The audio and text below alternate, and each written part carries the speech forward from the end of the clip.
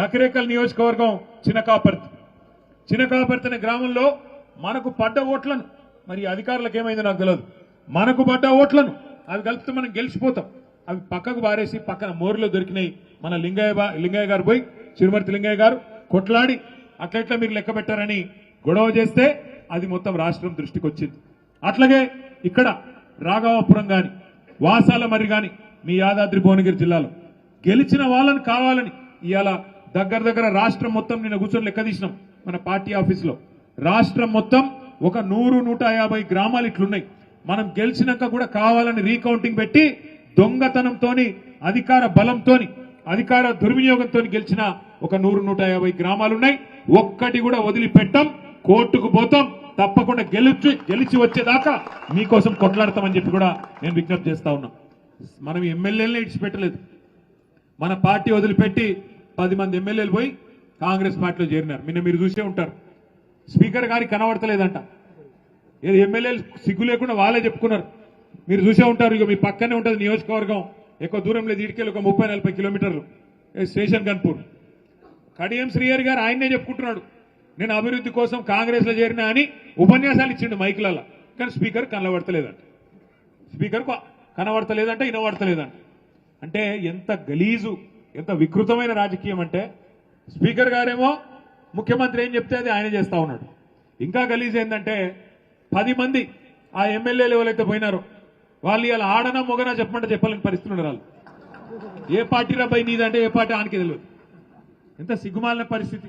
ఒక్కొక్కరు 70 ఏళ్ళకి వస్తుంది, 75 ఏళ్ళకి వచ్చిండు పోచారం శ్రీనివాసరెడ్డి. ఏం రోగమైన నాకు అర్థం కాదు. ఈ వయసులో ఓసారి స్పీకర్, ఓసారి మంత్రి, ఇంకేం చేస్తాడు కేసీఆర్? నీకు సిగ్గు లేకుండా కాంగ్రెస్ లో చేరి ఇలా ముఖం ఎక్కడ పెట్టుకోనా తెలియక కాంగ్రెస్ లో దిక్కు కూర్చున్నాడు.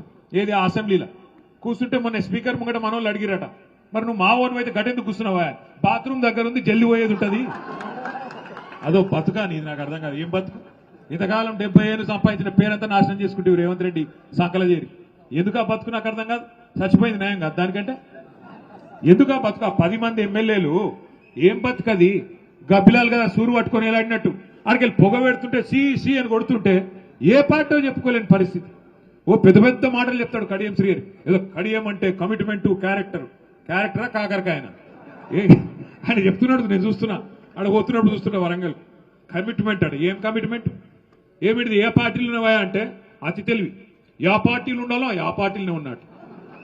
ఎట్లుంటుందంటే ఇప్పుడు మీ కొడుకో బిడ్డనే ఉంటారు.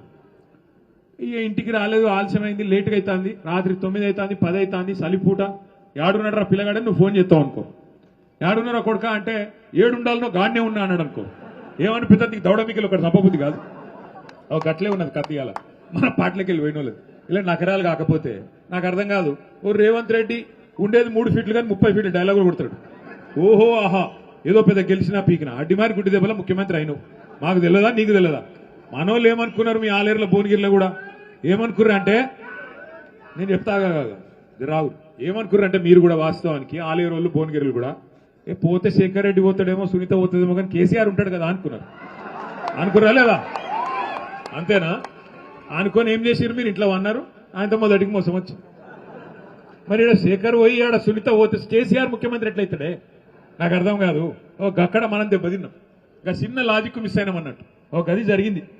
నిజానికి కేసీఆర్ గారి మీద రాష్ట్రంలో ఏ మనిషికి కూడా కాంగ్రెస్ వానికి, బీజేపీకి కూడా నిజంగా చెప్పాలంటే ప్రేమనే ఉన్నది తప్ప కోపం లేదు.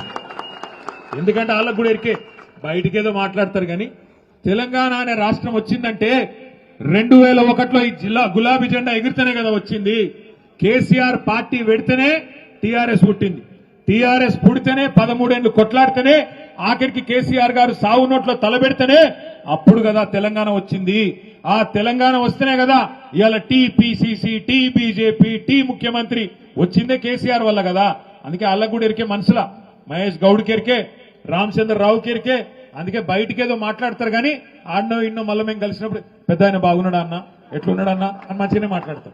ఎందుకు చెప్తున్నా అంటే మనము వాస్తవంగా ఎక్కడ చెడగొట్టుకున్నామంటే, నిజానికి ఈ మాట ఒప్పుకోవాలి.